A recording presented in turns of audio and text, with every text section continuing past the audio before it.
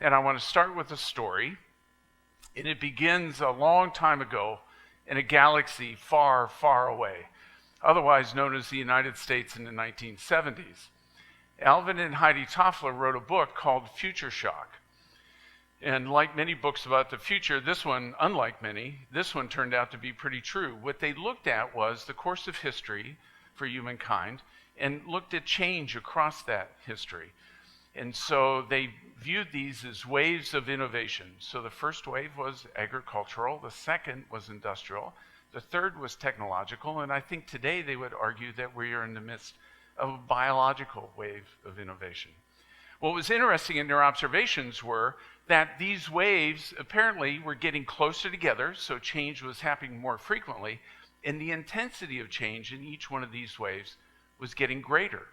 In addition, what was also interesting was that human culture across the world existed across all four waves at the same time. Some up in the technological and biological side, some still back on the agricultural side. So the question is, the result of this for us is we have all kinds of stuff. We can communicate better, we can travel further and faster, we can see more than we ever have in human history. And it's again due to all this stuff. But there are a number of fundamental, really important questions behind this that deal with how. How do we harness the incredible potential of all this change? How do we live in a society, in a world that's changing this rapidly? How do we grapple with all this change to do good? To be able to take all this stuff and make life better for everyone. And I think that's what the power of and is about. Look at the issues we face today. We face a new type of conflict where the rules of combat have changed. We face economic disparity. We face discrimination in a myriad of forms. And we face climate change. And I think the power of and is the way we can begin to address those issues. So I'm a retired military person, so I've worked in the military, in the business world, and higher education. And you can't believe the number of times when I've been faced with issues, they've always been framed as A or B questions, right? Because we live in a world of limited resources. But so many times it would have been much better if we had framed those questions as A and B, to look at the possibilities of both of those things. And again, as I mentioned, that's what the power of and is about. So how do we do that? There are really two components to using the power of and. The first is thinking differently. You know, one of the metaphors in the business world today is about thinking out of the box or in the box or whatever with the box.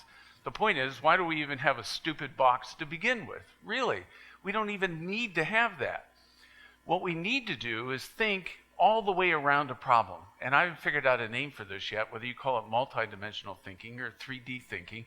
But we need to be able to walk around problems and look at them from the front, the back, the side, the top, the bottom, to be able to really understand them and use things like A and B. So I'm calling that 3D thinking for lack of anything else. So you can think up your own invention of a name for that. But it's a different way to think about it. So how do you do that? How do you bring a team together to be able to walk around a problem from all those different directions? Well, I think the way you do it is three ways. First of all, you bring together a group of people with a whole set of different skills. And those skills might come from the business world. They might come from education, from public policy, from government. But you need to bring people that have a diverse set of skills to the table to be able to look at problems from all kinds of different directions. The next is you got to bring people that have different perspectives. That is today. And those perspectives might be based on things like cultural, ethnic perspectives, where the person is working. Again, I mentioned scientific community or the educational community, wherever it is, but they need to bring those perspectives, social sciences, to the table. And finally, we need to bring people with different experiences. And this is the long-term part of our lives, as we experience all kinds of different things. And that may be young people that experience things, or more senior people like me that have been able to look at problems from all these different things. But diverse skills, diverse perspectives, and diverse experiences give you the capability to walk around a problem and look at it from all these different directions. But that's only one part of the story. The power of and doesn't work just that way. The way it works is with this second component, and it deals with trust.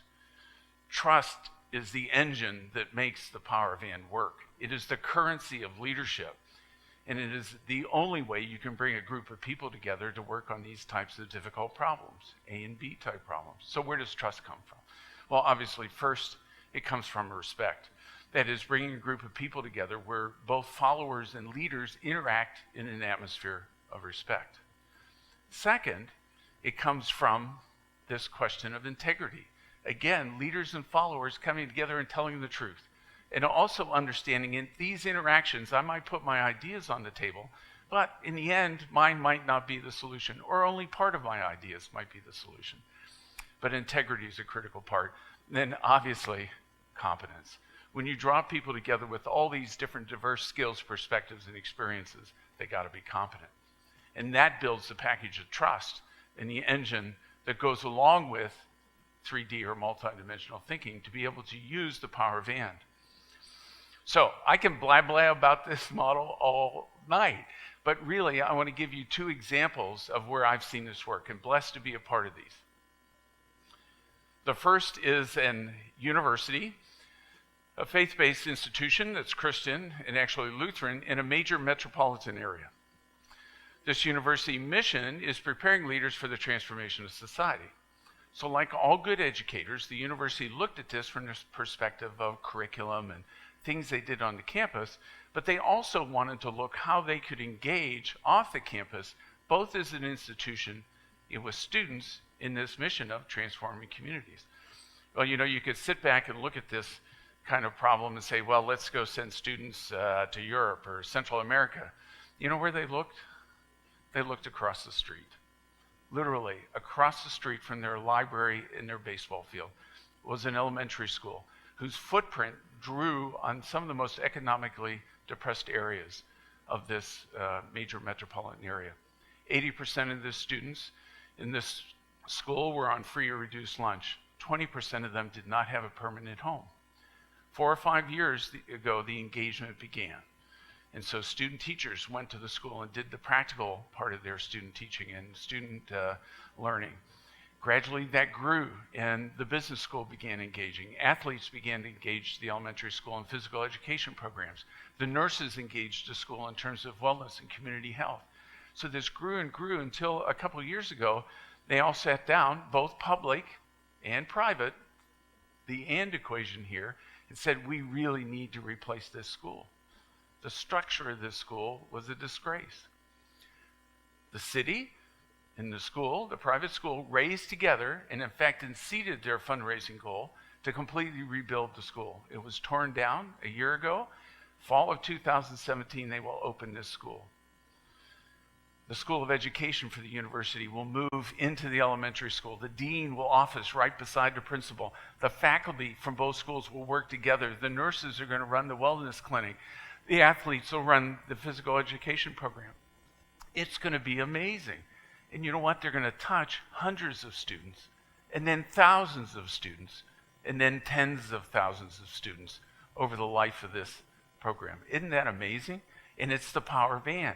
Public and private, university and elementary school, and it's going to change the lives of people in that city. My second example is much smaller. I worked for a major organization and we were working on a budget problem, and I mean this was real money, big bucks, like hundreds of millions of dollars. And it was a fundamental issue in our budget. And so I'm sort of a geek, and we brought together a team, not as diverse as we would like, but pretty diverse in terms of these characteristics. And we began building a mathematical model. And so we're in this room and we got all these equations up. And we were at a real impasse. And we had a member of the team look up at the equations really and said, I've seen that before. This person probably should never have been in a room to begin with when you think about a team.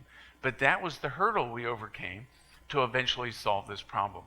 We ended up saving money. The study itself eventually was published and received a number of awards.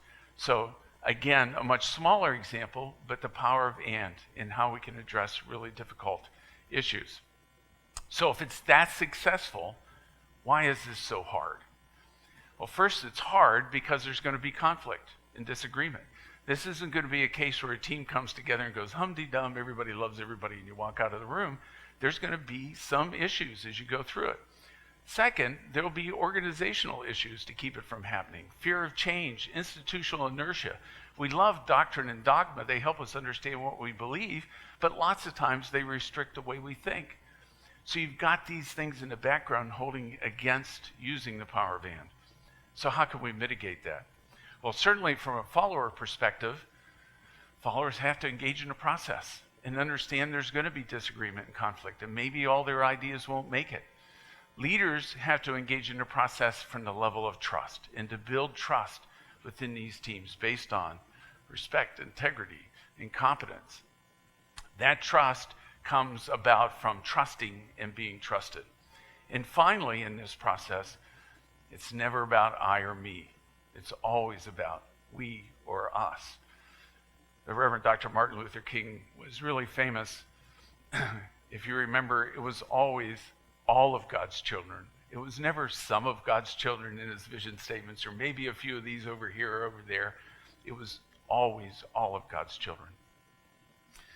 So I want to close with a quote, a favorite of mine, and I'm going to go out on a limb here a little bit. I'm a retired military guy, and I certainly understand that we have to face evil when we see it. I mean, we're dealing now with a group of people that are trying to bring about the end of the world as they think it's going to happen. As I mentioned before, we've got economic disparity, incredible discrimination. You wonder, when can we ever sit down and accept each other for who we are? When's that ever going to happen? And problems like climate change. We need to confront that evil.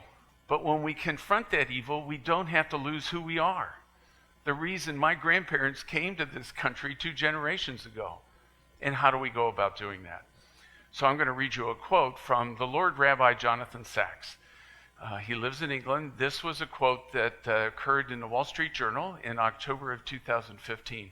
And I think it encapsulates both what it means to use the power band and how we end up dealing with really difficult problems that we see in the world today. And he says, I quote, "Now's the time for us to say what we have failed to say in the past. We are all children of God and are precious in his sight. We are blessed, and to be blessed, no one has to be cursed. God's love does not work that way. God is calling us to let go of hate and the preaching of hate and to live at last as brothers and sisters, true to our faith and a blessing to others regardless of their faith, honoring God's name by honoring his image, humankind." Ladies and gentlemen, that is the power band. It can happen, and it's possible. Thank you very much.